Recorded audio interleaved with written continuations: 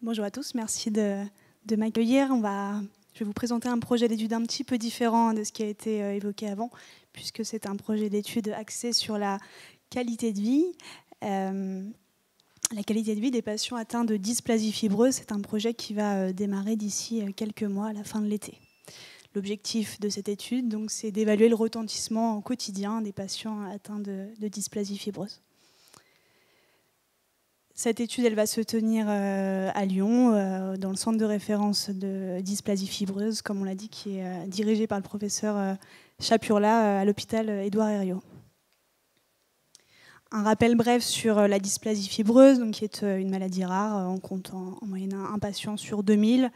C'est une maladie qui est diagnostiquée chez, en général, les enfants ou les adultes jeunes et qui est congénitale mais non héréditaire, puisqu'elle survient à la suite d'une mutation du gène GNAS, une mutation faux sens, qui survient mécanisme mosaïque sur certaines cellules, notamment osseuses, et qui amène à un excès d'AMP cyclique au niveau tissulaire. Je ne vais pas rentrer dans le détail. Au niveau des conséquences osseuses, cette mutation sur les cellules, notamment les ostéoblastes, amène à un défaut de différenciation de ces cellules et une prolifération avec une formation d'un tissu fibreux, mal minéralisé.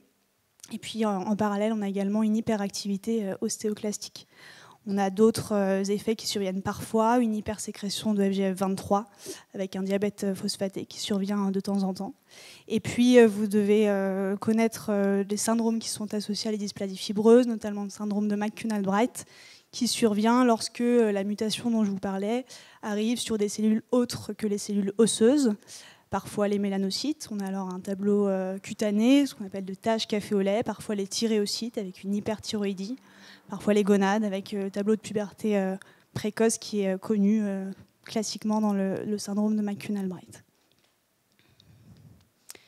Quelques images, pour ceux qui ne connaissent pas cette maladie, des atteintes osseuses qu'elles peuvent donner. Voilà, un fémur, un crâne, puisque ça peut toucher à peu près tous les os du squelette. Et puis ici, on voit des déformations au niveau d'un membre supérieur. En termes de complications cliniques, en termes de tableau clinique, donc on a plusieurs formes, beaucoup de formes qui sont asymptomatiques. On a différents tableaux cliniques, différents phénotypes. C'est ce qui fait la particularité de cette pathologie, qui est très hétérogène. On a environ 60% des formes qui sont monostotiques, avec une lésion unique au niveau d'un os du squelette, peu importe lequel. Ça peut être un fémur, un crâne, des côtes, une vertèbre. Et puis des tableaux polyostotiques, avec souvent un tableau donc plus sévère, avec plusieurs os qui sont touchés dans le même temps. Et donc les conséquences de cette pathologie, c'est en premier lieu des douleurs, des déformations qui peuvent causer un préjudice esthétique, notamment quand ça survient au niveau crânio-facial, des fissures, des fractures, et puis également des compressions vasculo-nerveuses, encore une fois quand ça survient au niveau crânio-facial, avec notamment des baisses d'acuité visuelle qui sont décrites. Pourquoi on a décidé de mener cette étude dans le service ? On a assez peu de données finalement sur la qualité de vie des patients atteints de cette pathologie. Il y a eu un peu d'intérêt sur le sujet de la qualité de vie dans les maladies rares osseuses. Il y a eu un petit regain d'intérêt quand les thérapeutiques ont commencé à émerger. Et ce sont des études qui sont importantes puisqu'elles permettent d'adapter les prises en charge. En tant que rhumatologue, on a besoin de savoir ce que vivent les patients au quotidien, quels sont les gènes qu'ils ont dans leur vie, est-ce qu'il y a des adaptations qu'ils doivent mettre en place. Et donc, c'est pour ça que c'est important de mener ces études.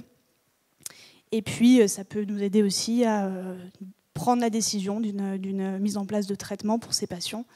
Donc, ça permet de définir de nouveaux critères d'introduction de thérapeutique. Quelques études, il y en a vraiment très peu, 3 à vrai dire, qui ont étudié ce sujet. La première en 2005, une étude américaine qui étudiait par un questionnaire standardisé de la qualité de vie, un classique, le SF36, et puis l'autre score qui convient à la qualité de vie des enfants, donc qui étudiait la qualité de vie de 56 adultes et 22 enfants atteints de cette pathologie. et qui retrouvait globalement une diminution dans les domaines fonction physique, vitalité, douleur chez ces patients, avec par contre une fonction sociale et une santé psychique qui était conservée chez ces patients. Et puis, de façon intuitive, il constatait qu'il y avait une corrélation avec l'étendue de l'atteinte osseuse. Une seconde étude en 2017, cette fois hollandaise, qui avait globalement le même protocole, 97 patients, pareil, hein, SF36 surtout, qui montrait également des critères ABC de fonction physique, forme physique, une fonction sociale qui était elle aussi ABC dans leur étude, et puis une santé psychique conservée. Une dernière étude que je vous présente, 2016, Forestier-Zhang, qui cette fois-ci comparait la qualité de vie des patients atteints de dysplasie fibreuse, mais également d'ostéogenèse imparfaite et d'hypophosphatémie Alix, et qui concluait par un autre questionnaire standardisé que la qualité de vie de ces patients était globalement bonne, conservée, mais que le critère douleur, inconfort était abaissé, et que dans tous les cas, ces trois populations avaient des résultats similaires.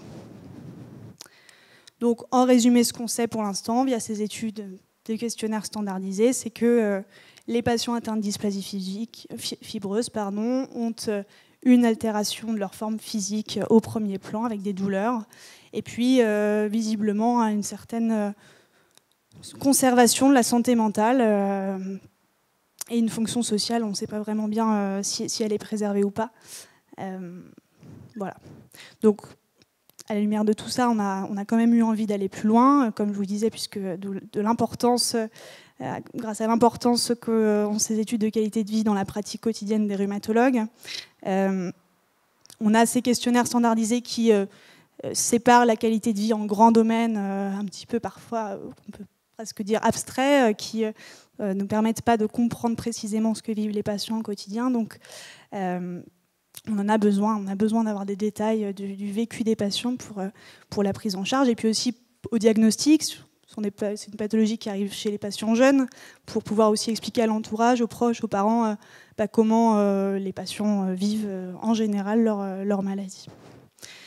Donc, on a décidé de réaliser une étude qualitative pour faire parler les patients de leur maladie. Donc on va réaliser très prochainement des groupes de discussion, des focus groups. On va réunir les patients du centre par groupe de 6 à 8 patients et les interroger sur plein de choses. Alors on réadaptera la grille d'entretien en fonction des premiers résultats qu'on aura, mais ce sera l'occasion pour eux de nous expliquer en quoi ils sont limités, en quoi ils ne sont pas limités, est-ce que leur morale est impactée par leur maladie. Enfin, on va discuter de plein de choses, de l'esthétique, etc.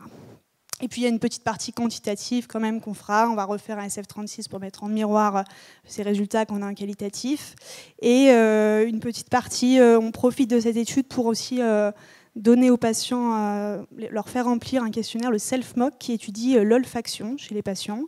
On sait que les compressions vasculo-nerveuses atteignent assez fréquemment l'acuité visuelle, et on n'a pas vraiment de données sur l'olfaction. Ça a été un sujet d'actualité récemment. On s'est dit qu'on allait en profiter pour l'étudier. Donc, on a samedi dernier présenté à nos patients au cours d'une journée patient cette étude. Ils étaient plutôt satisfaits. Donc on va aller recruter ces patients, environ une cinquantaine, pour faire ces groupes de discussion, et puis un maximum possible pour la partie quantitative. Donc ce seront uniquement des patients adultes de plus de 18 ans atteints de dysplasie fibreuse, des hommes, des femmes. Je vous passe la grille d'entretien qui sera à redéfinir, mais l'agenda c'est octobre 2022, le début des focus group, et puis l'objectif, ce sont des résultats au cours de l'année 2023. Merci.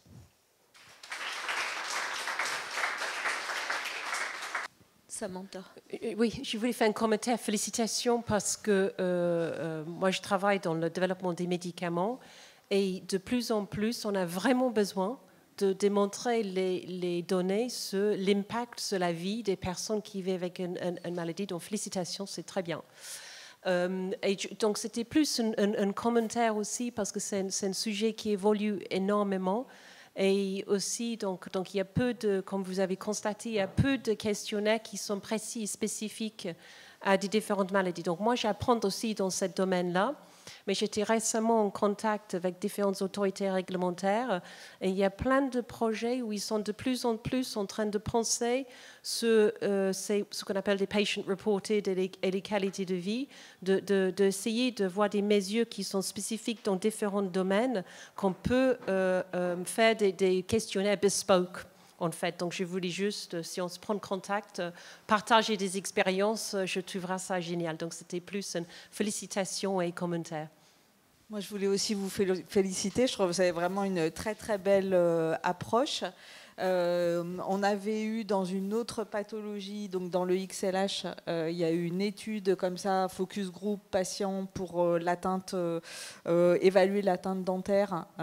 Comment est-ce que, parce que c'est une pathologie qui touche beaucoup les dents, le sourire, etc. Comment est-ce que la façon de manger, et donc et après il y avait eu donc le retour, l'analyse, et en fait au moment de la publication, l'équipe Claire est encore là, voilà, le papier au moment de le sortir dans un journal scientifique.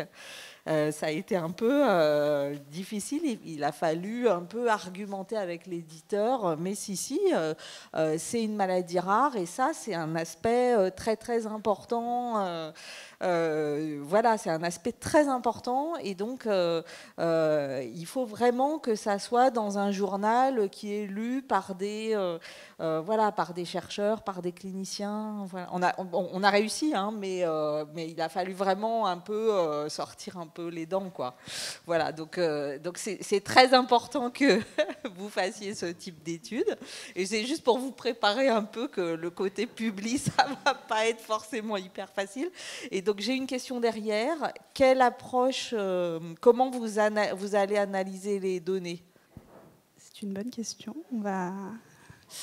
Pour ma part, c'est une première en qualitatif. Je ne sais pas si le professeur Chapurla qui est là a une piste. Il hésite. Il y a des logiciels, enfin il y a un logiciel d'analyse des analyses, des études qualitatives qui fait un espèce, bon, dans la mesure où je comprends le fonctionnement du logiciel, il y a une espèce de clustering des mots qui ressortent. Et donc voilà, il y a des, quand on fait les entretiens, il y a un certain nombre de thématiques qui ressortent, de mots qui ressortent, et juste, d'ailleurs en nombre limité, et on appelle ça une saturation quand les gens ont tous dit un peu ce qu'ils peuvent dire, et donc le logiciel sert à identifier ça. Ouais. Parce qu'il y a des chercheurs, enfin moi je connais une chercheuse en pédopsie qui fait cette recherche, qui fait ses analyses sur la recherche en focus group, recherche qualitative. Donc enfin, si vous avez besoin, je vous donnerai ses coordonnées parce qu'elle fait ses relectures de focus group et ses analyses post-hoc sur les entretiens. Donc ça permet vraiment l'analyse, etc. Et c'est très intéressant, hein, de tout ce qu'on peut en sortir. Bien sûr. Alors, Rosemarie. Oui, je voulais juste faire un commentaire par rapport à ces études qualitatives, parce que juste avant la pandémie, on avait fait une enquête qualitative sur la douleur dans les ostéogenèses imparfaites, avec Catherine Cormier, enfin, et différents centres en France, sur 100 patients adultes avec des ostéogenèses imparfaites. Et c'est vraiment passionnant ce qui est sorti, hein, sur l'intensité, la fréquence, le ressenti. Et c'est vraiment une autre façon de voir, hein, parce qu'on a beau avoir un dialogue important et une connaissance fine de la vie des patients, mais après, de voir ce qui ressort, mais c'est magnifique, hein, franchement. Alors, vu qu'il y a eu la pandémie qui a dévasté nos hôpitaux, on n'a pas eu le temps de publier. Mais je pense qu'il faut qu'on s'y remette parce qu'on avait fait l'étude. Ça permet aussi aux patients de réaliser des choses pour eux-mêmes, mettre en évidence des choses qu'ils ne s'avouent pas ou dont ils n'ont pas conscience.